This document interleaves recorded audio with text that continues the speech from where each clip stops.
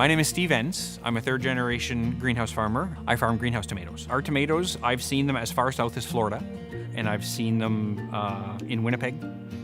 So yeah, they go all over the place. Living near Lake Erie, we have to keep in mind we have a giant freshwater resource right in our back door, and if we don't do things properly, we're not going to have that resource forever.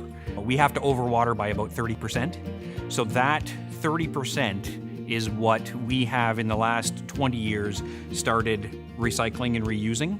A standard practice 25 years ago was for all of that water to end up in the lake.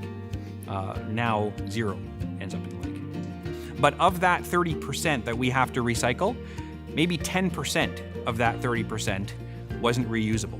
Because phosphorus is tied to every other nutrient we put out to the crop, in order to control our phosphorus, we have to be able to control the other nutrients as well.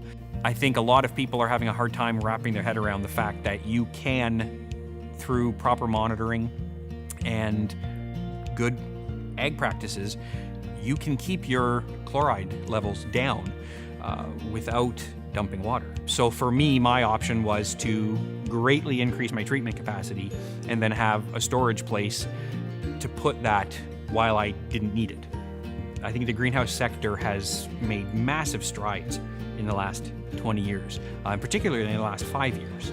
But if we continue to put phosphorus into the lake, that's our main source of irrigation water. If we don't have that to use, where will our water come from? I started farming by following my dad around on the farm.